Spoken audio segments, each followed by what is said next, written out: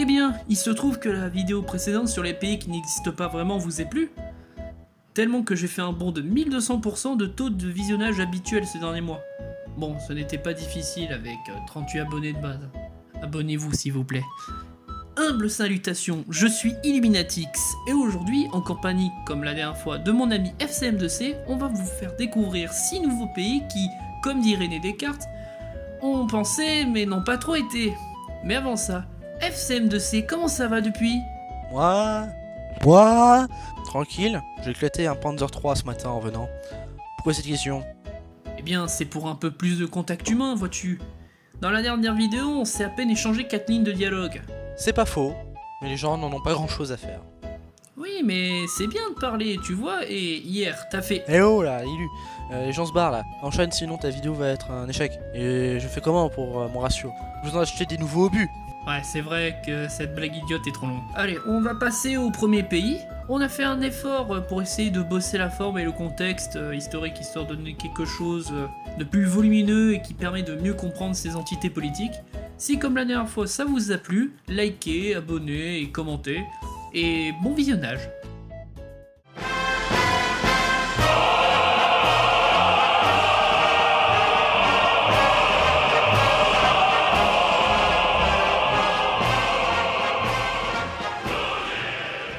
Illu, tu me changes tout de suite cette musique.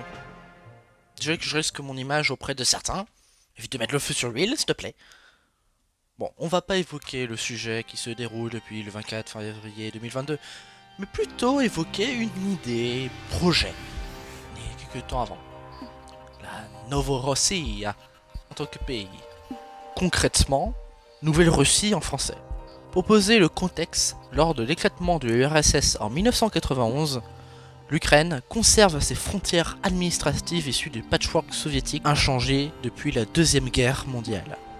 L'un des premiers problèmes est le fait que cette constitution frontalière n'était pas gênante dans une URSS dirigée de façon assumée par la Russie soviétique, mais à l'indépendance, une grande portion de population russophone, qui sont majoritaires dans les régions côtières de l'Est de l'Ukraine, comme le Donetsk, le Dnipropetrovsk ou encore la Crimée, devient un problème d'ordre national. Plus particulièrement pour la dernière, qui est déjà très mécontente du respect du référendum de 1994, puis son intégration plus ou moins forcée en 1995 par l'Ukraine. Dans ce terrain favorable à la contestation, lié à des changements culturels vieux pour certains de plus de 2 siècles, des mouvements indépendantistes se sont formés et ont adopté le nom de Novorossia pour leur futur état supposé.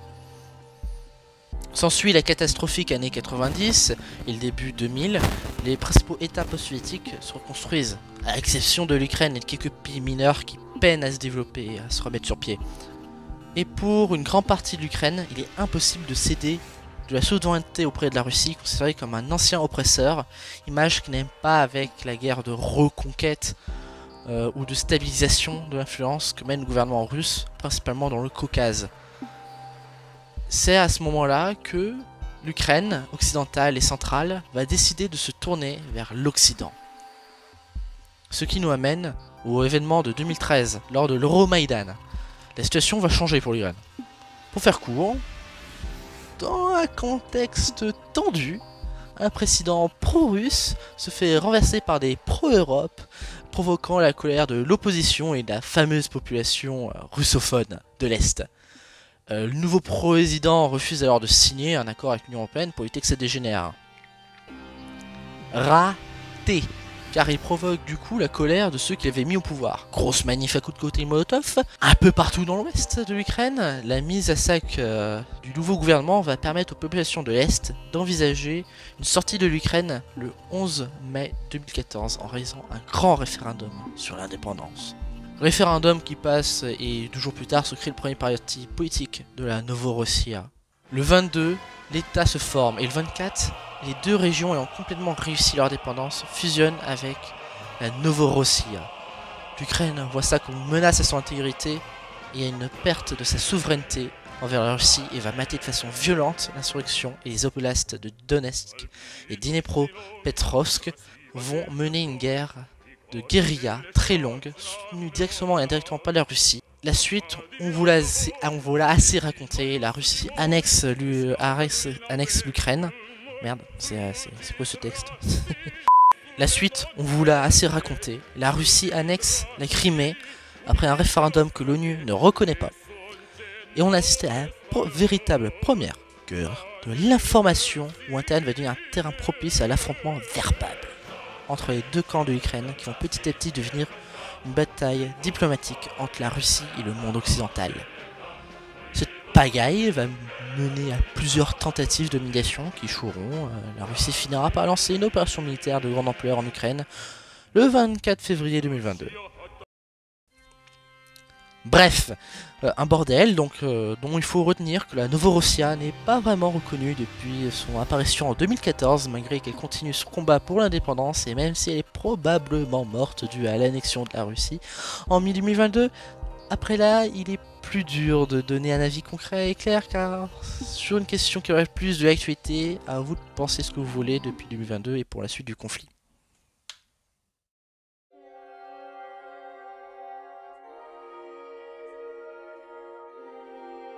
La Chine, la Chine, la Chine, la Chine. La Chine est un grand pays qui possède l'une des histoires les plus anciennes du monde. Mais tout ça, on s'en fout, car encore une fois, on va repartir 2 siècles en arrière, à l'époque de la dynastie Qing. Enfin, Qing normalement, mais me faites pas chier, moi je dis Qing. Au 19e siècle, la Chine est contrôlée par la dynastie Qing, depuis 1664, et ou 1684 dans sa totalité. Les Qing ont pour l'époque permis à la Chine d'étendre ses frontières plus loin comme aucune dynastie l'ait pu faire avant. Frontières qui sont très proches que celles qu'on connaît aujourd'hui. Mais lors du fameux 19e siècle, et oui, la Chine est en position de faiblesse. La première guerre de l'opium a durablement frappé le pays à l'international et a provoqué un grave mécontentement de la population, principalement dans le sud de la Chine. Les populations côtières y ont vu un effondrement de l'emploi dans le domaine maritime. La Chine se confronte aussi à de légères remises en cause de leurs traditions et comportements sociaux, encore une fois issus du contact avec les nations occidentales, la France et la Grande-Bretagne. La nature des contacts avec les Occidentaux était principalement commerciale mais aussi religieuse, et c'est là que l'histoire commence pour les Taiping. Vers 1830, un jeune chinois nommé Hong Xiuquan, ou Hong Renkung, ou Hong Wuxia, ça dépend en fonction des sources, voire même du moment. Après avoir été malade, Hong a des visions qui, suivies de son apprentissage sur la religion chrétienne, lui font comprendre qu'il est en fait le frère cadet de Dieu et qu'il doit purifier la Chine des Mandchous. Ouais, on dirait qu'il s'est fait un trip sous opium. Pour rappel, les Mandchous est l'ethnie d'origine des Qing, qui n'est pas une culture chinoise, mais une culture jurkène, même si elle s'est fait siniser. Vers 1850, il commence à prêcher sa bonne parole qui va lui permettre de s'entourer de quelques fidèles en faisant des promesses d'égalité auprès des paysans pauvres qui, n'ayant pas grand chose à perdre, le suivent. Puis, début 1851, supposément à l'anniversaire de Hong Xiuquan, celui-ci déclare la création du royaume céleste de la Grande Paix en se proclamant empereur, enfin roi. Ouais, c'est pas très clair. Le petit mouvement un peu mécontent se change en révolte ouverte. Après des succès modérés dans le Guangxi, au sud de la Chine, la révolte se réoriente vers le Hunan, où ils seront repoussés à la ville de Changsha, les forçant à fuir sur la côte du Jiangsu et du Anhui. Chose qui sera une forte erreur des Qing.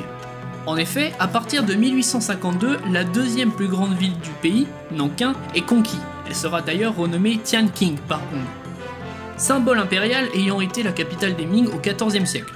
Les Taiping vont, dès lors, pouvoir mettre en place une véritable forme de gouvernement. Hong Xiuquan, qui peut enfin employer une puissance administrative, va donc faire ce qu'il avait promis dans ses réformes, et même aller un peu plus loin, comme l'abolition de l'esclavage.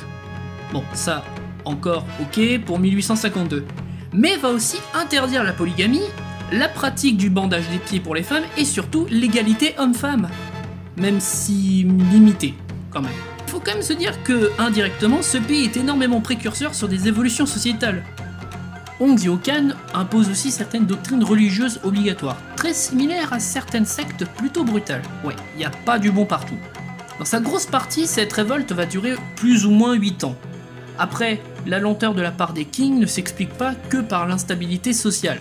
D'autres révoltes dans le pays se déroulent au même moment, principalement dans la région semi-désertique du Xinjiang, provoquant un manque d'officiers compétents à gérer le front dans le sud-est. La situation va s'assombrir pour les Taiping dès 1856, après des alliances ratées avec les autres révoltes qui auraient sûrement mis à bas les kings. Et oui, Hong Xiuquan préférant chouiner que les autres révoltés ne suivent pas l'enseignement de Dieu. La délégation du pouvoir dans les régions conquises va aussi provoquer petit à petit un énorme bordélium entre méfiance mutuelle et manque de communication. Tout s'enchaînera pour arriver au massacre de Tianqing, qui va provoquer la perte d'une partie de l'armée et de plusieurs grands stratèges.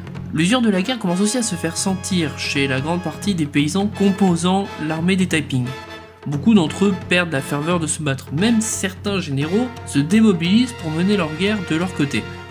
Le clou sera enfoncé lorsque les occidentaux soutiendront officiellement les kings, Hong ayant fait l'erreur de considérer les Français et les Anglais comme des tributaires plutôt que comme des alliés. La ville de Nankin est finalement reprise le 19 juillet 1864, Hong Xiuquan s'étant tué quelques mois précédemment en bouffant de l'herbe à cause du siège des dames en cité. Et on peut dire qu'il a mangé les pissenlits à la racine. Ouais, non, tu sors. La révolte, cependant, continuera quelques années en tant que guérilla dans l'intérieur du pays, mais disparaîtra vers 1870. Cependant, certains combattants vétérés de cette guerre seront retrouvés en Indochine et combattront les Français lors de la colonisation de celle-ci. Les Taiping sont un assez bon exemple de révolte un peu trop radicale et un peu trop bizarre qui aurait pu pas mal changer le monde si elles auraient réussi, mais comme beaucoup, le temps a joué contre elles. Les Taiping serviront comme exemple quelques décennies plus tard auprès des républicains et surtout des communistes chinois lors de la guerre civile. Le gouvernement chinois qui se décrit être la continuité de Hong Xiuquan, sans qui la République populaire ne serait sûrement pas ce qu'elle est aujourd'hui.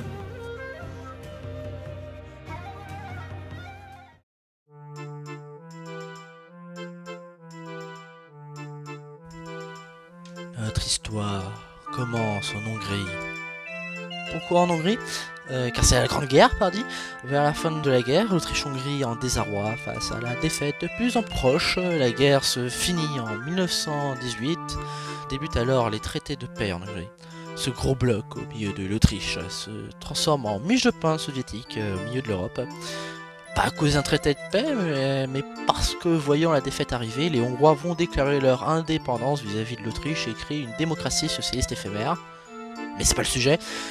C'est alors que les minorités de la Hongrie déclarent leur indépendance en même temps. C'est l'effondrement de l'Autriche-Hongrie, les nouvelles frontières sont cimentées par le traité de paix et fin... Non, c'est le début du bordel. Car le chef de la République, Mikhail Kharolgi, reçoit un ultimatum de dégager des Carpates, ce qu'il refuse en démissionnant. Problème, au même moment, le parti communiste se remplit de soldats démobilisés et de chômeurs. Tous ces miséreux représentent désormais la majorité de la population et encadrés par des vétérans de la révolution russe. Sauf qu'on ne sait pas pourquoi ni comment, mais une lettre signée du président démissionnant circule disant qu'il offre le pouvoir au prolétariat, chose qui n'ira toute sa vie d'ailleurs. C'est alors le 21 mars 1919 que naît la République des Conseils hongrois. Elle va se former avec un gouvernement de 5 personnes, comme Béla Kun ou Sándor Szarvas, ancien membre de la précédente République, mais aussi Matyas Rákóczi, qui sera le dirigeant 25 ans plus tard de la République populaire de Hongrie. Tiens. Cette république va durer 133 jours pour plusieurs raisons. Lors de la communisation et nationalisation du pays, le gouvernement hongrois de Béla Kun décide de collectiviser les biens, mais dans le but de détruire plus rapidement la petite bourgeoisie, ils les saisissent toutes sans redistribuer comme prévu, ce qui met à dos tous les paysans et ouvriers, les soutenant à la base. Évidemment, ça va mal finir, ça finit toujours mal dans ce genre de cas. Le gouvernement lancera la terreur rouge, non venant directement de la terreur rouge russe d'ailleurs. Débute alors une lourde répression pour régler le problème. Oui, car la violence n'est pas une solution. C'est LA solution. Mais ce qui va tuer la République, en plus de l'effondrement économique lié au bordel ambiant. En effet, l'inflation, la guerre et revalorisation due à la nationalisation va faire effondrer la couronne hongroise, monnaie qui partage sa valeur avec le franc suisse. Pourquoi faire un gain économique quand tu peux en niquer deux? Les voisins de la Hongrie ne sont pas en reste et souhaitent aussi sa destruction, principalement la Slovaquie, les Serbo-Croates du Nord et les Transylvains, voyant cette république comme une aberration nationale et idéologique surtout. Tout ça va partir en guerre contre la Roumanie et la nouvellement formée Tchécoslovaquie. Et même si au début, nos hongro-soviétiques vont exploser tout le monde, surtout les Tchèques, à qui ils volent la Slovaquie, et ils maintiendront un gouvernement allié, l'arrivée de la France va changer la balance. Car oui, Clémenceau ne voit pas d'un bon oeil la miche de pain. Oui, celle-ci citait plus tôt. Bravo à toi, dans le fond, tu as une concentration supérieure aux consommateurs de TikTok moyen. Et décide conjointement avec la Roumanie de régler le problème. Ce qu'au début ne marche pas, hein. Mais le spawn inopiné d'un contre-gouvernement de droite dirigé par un ancien amiral austro-hongrois Mikl Horthy, couplé à une offensive hongroise catastrophique, permet aux troupes coalisées de récupérer Budapest. C'est la malheureuse fin de la République des Conseils, et pour être certain qu'une révolution comme celle-là n'arrive plus jamais, le nouveau gouvernement entame une deuxième terreur, mais blanche cette fois. Retenez bien les enfants. Oui, car la violence n'est pas une solution, c'est la solution.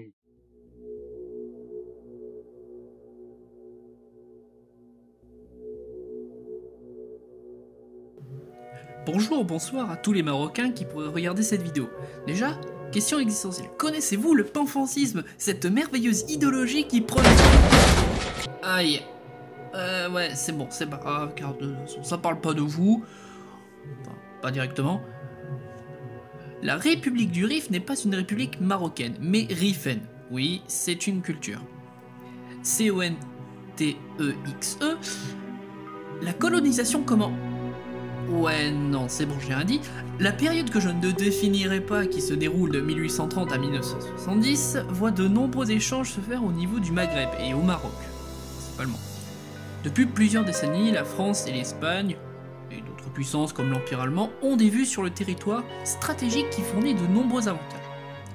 Après une bataille diplomatique en 1912, l'Espagne et la France se partagent définitivement le terrain. Au nord, dans les montagnes appelées Rif, s'établit la colonie du protectorat espagnol, sous domination espagnole, oui c'est bien, mais dans cette région parsemée de montagnes, un peuple, en particulier les Rifins, vivent en harmonie... non pas trop en fait. Quelques années avant la République, la région était déjà instable pendant la Première Guerre mondiale. Les Espagnols ont dû protéger la région des perturbateurs qui mettaient en danger leurs intérêts dans les alentours de Tétouan. Non, j'ai bien dit Tétouan, pas Titouan. Tout ce terrain va prendre un essor dramatique vers 1920-1921. Les Espagnols, comprenant que les Rifins n'abandonneront pas leur hostilité, commencent par envoyer des troupes récupérer Ben Tayeb.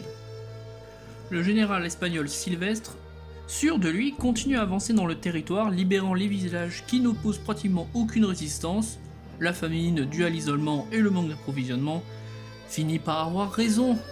Mais à partir de février 1921, l'insurrection rifaine s'organise et un chef finit par s'imposer. Abdelkrim el-Khattabi. Abdelkrim, qui n'était pas bête comparé à certains, connaissait le danger des agents rifins qui travaillaient pour le compte de l'Espagne, et qui était une énorme source de manque d'organisation dans sa guerre. Et il s'en débarrassa, peut-être pas de la meilleure façon. L'opinion du peu de rifins loyaux à l'Espagne s'amoindrit vite face aux réactions de plus en plus répressionnistes de l'armée espagnole. Dès mars, va se jouer un jeu d'échecs pas très drôle, où chaque mouvement va provoquer le mangement d'une pièce, et vice versa. Mais ce petit échange de territoire prend fin à la bataille de Dar Arabaran. Salut, c'est Luminatix du montage. Alors à savoir qu'en fait c'est Dar Abaran. Je prononce comme une merde, c'est tout. Où les Espagnols, trop confiants de leur position, n'ont vaincu qu'un contingent de 250 soldats, et auquel 171 perdit la vie en 48 heures.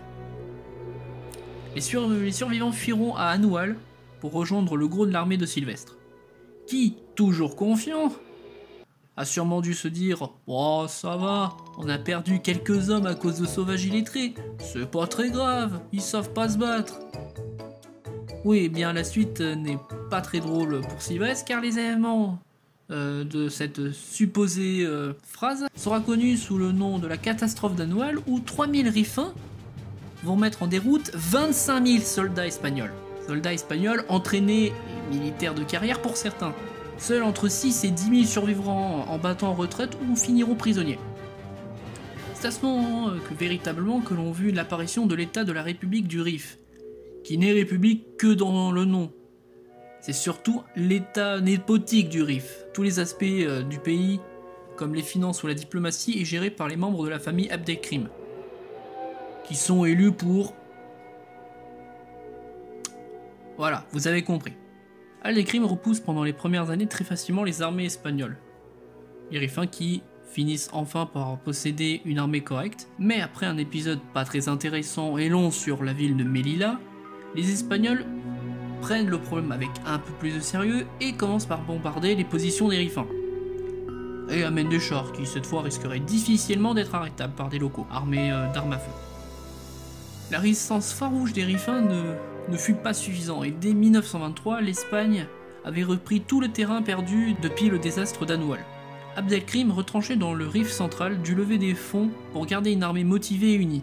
Mais ce fut très mal pris par le peuple. De plus, Abdelkrim finit par se friter avec Amar Amadou qui va faire problématiser le conflit. En effet, Amar Amadou va rejoindre l'armée française qui, justement, entre dans le conflit en 1923 et 24 pour pacifier la région qui commence à faire des étincelles de son côté de la frontière. Même si la France ne rejoindra officiellement le conflit que sur la fin 1925 avec les Britanniques. La situation est déjà critique pour Abdelkrim qui perd une grande partie de ses soutiens et qui doit s'occuper des Gomaras, une tribu rifaine agacée par les abus tyranniques de Abdelkrim. Ce conflit dans le conflit va amener à la perte du dernier grand avantage d'Abdelkrim, les lignes téléphoniques.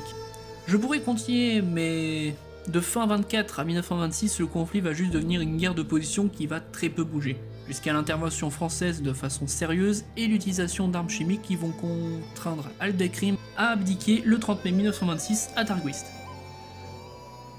Le Rif meurt plus ou moins au même moment, même si cet état ressemblait plus à l'étendard d'un groupe paramilitaire. Il est quand même notable que Abdelkrim sera en exil forcé à La Réunion, dans laquelle il s'évadera en 1947 pour mourir en Égypte en 1963. Et surtout refusera de reconnaître l'indépendance du Maroc, n'y voyant qu'un compromis stupide avec les Européens. Sacré personnage.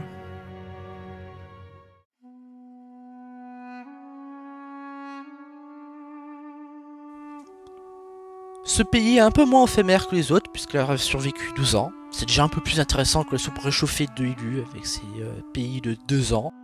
Cette république va durer... 133 jours. Ouais, c'est bon, je disais. Ce pays a duré 12 ans, et pourtant, il est déjà oublié de tous. Comme son nom l'indique, ce pays a une fédération d'États arabes, ce qui implique qu'il se trouve... Yeah, I have an answer. The country from South America. Non, en Arabie. Shit. Oui, je sais, dur à dîner. Faut savoir que pendant la période coloniale en Arabie, est né un courant politique nommé le pan-arabisme qui consiste à unifier sous une fédération tous les arabes au sens large. Attends, ils intègrent Marseille dedans aussi? Ce mouvement est aussi très anticolonial. Le premier parti politique 100% pur pan-arabe, c'est le parti Baas en Syrie. Il est né en 1947, ce qui fait de précoce, ou visionnaire au choix. Le suivant, c'est l'Égypte en 1952 avec Nasser. Pour ceux qui ne connaissent pas, sachez qu'il a marqué l'Égypte et que c'est lui qui a nationalisé le canal de Suez. Mais c'est seulement en 1971 que cette fédération va voir le jour. Grâce à notre ami Kadhafi. Oui, celui qui s'est fait renverser en 2011 grâce ou pas à Sarkozy. Attends, Élu, tu m'as donné un truc explicatif sur la guerre civile libyenne, je comprends rien, c'est normal? Ouais, t'inquiète pas, c'est normal. En effet, Kadhafi, c'est le champion du pan-arabisme, puisqu'il va créer avec Nasser un pacte visant l'union des deux pays en 61. Et en 71, à Benghazi, la fusion entre la Libye, l'Égypte et la Syrie, où le parti Baas est au pouvoir, est réalisée. Ce nouveau pays, avec parlement, président, armée, drapeau commun, va rapidement avoir des problèmes. En effet, le nouveau président égyptien ne sent pas trop Kadhafi, et va chercher à désamorcer l'union, là où Kadhafi va escalader la situation en faisant une marche pour l'unité, qui va se faire recaler à la frontière égyptienne. La guerre du Kippour, où l'Égypte, sachant que c'est une armée commune, ne va pas inviter la Libye à la baston, chose que Kadhafi ne prend pas très bien, et comme dans tout bon couple instable, il faut qu'il y ait une emmerde, Kadhafi se tourne partout où il peut trouver des gens intéressés pour le projet, ce qui va être un échec. La Syrie à ce niveau a déjà quitté le navire et le pays ne va exister que sur le papier jusqu'en 1984, où l'Égypte déclare officiellement le divorce. Les principales raisons de l'échec est que le président égyptien fige le projet et le manque de popularité du mouvement dans la péninsule arabique. Or la Syrie, la zone la plus pro-pan-arabe, c'est la Palestine contrôlée par Israël, c'est pour dire.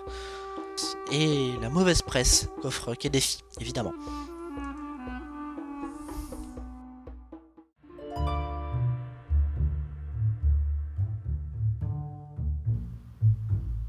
Vous vous souvenez dans le premier épisode, avec la Corse? Eh bien, le sujet est très similaire.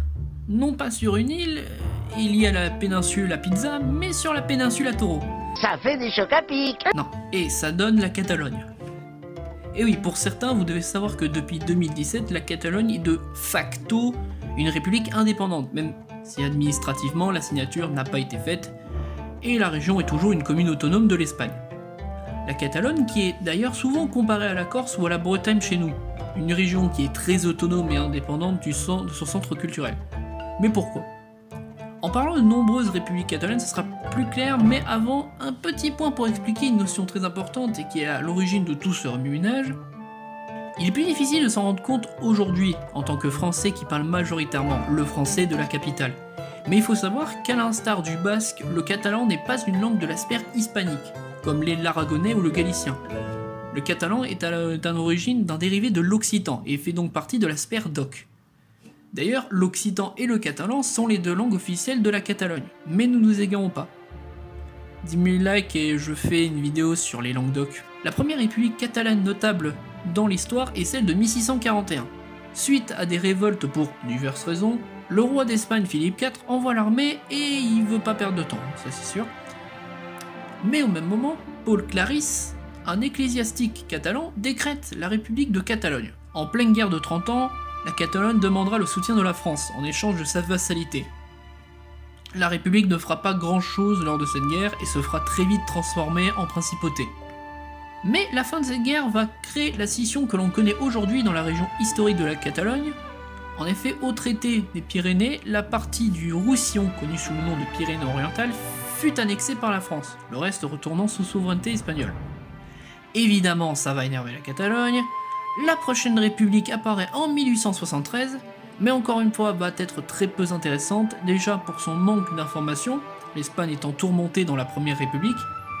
De plus, cette république n'est pas directement catalane, mais dans un but de créer une république catalono-aragonaise. Aussi qui n'est mention à aucun endroit d'une véritable indépendance. De toute façon, elle disparaîtra aussi due à la troisième guerre carliste. Les Catalans recommenceront une troisième fois en 1931, qui encore une fois ne fera pas grand bruit. Et oui, le pays est dans une poudrière qui va exploser à quelques années de la guerre civile espagnole. On va passer l'épisode de la commune anarchiste de Barcelone, qui n'est pas vraiment un pays catalan, mais un parti dans la guerre civile et disparaîtra après celle-ci. Et elle se décrivait comme Espagne anarchiste. Après, peut-on dire que l'anarchie a une nationalité ? Ce qui nous amène à la dernière en date, qui est toujours en cours, même si concrètement elle ne verra jamais le jour. En 2017, dû à différents événements qui ont privé une partie de l'autonomie de la Catalogne, le 1er octobre 2017, le gouvernement régional de la Catalogne met comme ça un référendum sur la volonté d'indépendance de celle-ci, aux Catalans, plus précisément. La question étant, voulez-vous que la Catalogne soit un État indépendant sous forme d'une république ? Ce que la population a répondu à 90% oui. Pourquoi je sens que ce serait pas une bonne idée de faire la même avec les Corses ? L'Espagne a disons pris extrêmement peur en voyant ce référendum apparaître de nulle part, et 2 semaines plus tard, le 17 octobre, le fait déclaré illégal par le tribunal constitutionnel espagnol. Mais entre-temps, le président de la Généralité de Catalogne proclame l'indépendance, et tout en mettant en pause, oui ce sont ses propres mots, en attendant de régler la question avec le gouvernement espagnol, comme est-ce que la Catalogne doit faire partie de l'UE ou de l'OTAN. La question des bâtiments militaires, tout ça. L'Espagne, toujours en sueur, et pourtant on est en octobre d'après la date, décide le 27 de dissoudre la Généralité et de mettre sous tutelle la région tout en accusant les dirigeants catalans de sédition et de détournement de fonds, le classique pour discréditer quelqu'un. L'Espagne modifiera plusieurs fois les postes du Parlement catalan jusqu'à ce que les indépendantistes soient en dessous de 50%, ce qui stoppa l'accession à l'indépendance. Ce qui est ressorti à l'étranger est surtout les manifestations violentes qui ont eu lieu les semaines après cette crise. Moi-même, je me souviens avoir vu en 2017, et comme je n'avais pas suivi le début de cette histoire, je me demandais juste pourquoi autant de violence d'un coup. Maintenant, comme moi, vous savez.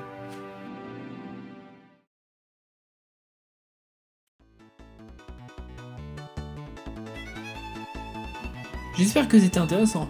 Moi, en tout cas, ça m'a bien occupé mes vacances à devoir faire des recherches. Abonnez-vous. Je tiens à préciser qu'on commence à avoir fait le tour des pays se trouvant dans ce genre de situation, donc pas de troisième partie. En effet, je regarde la liste et il n'y a pas grand chose à raconter. On va changer de sujet, on va parler de l'histoire des FSM 2C, et en plus il y a Warte pour l'histoire nickel. Ouais, tu sais quoi, on verra. Au pire, les gens dans les coms auront qu'à faire leurs propositions. J'espère encore une fois que ça vous a plu, et bonne rentrée pour ceux qui en ont une. Et normalement, on se retrouvera en mi-septembre pour la prochaine vidéo. Salut! Salut. Chef, c'est Louis qui a détruit Counter, il faut l'abattre. Qu'est-ce que c'est que ce bord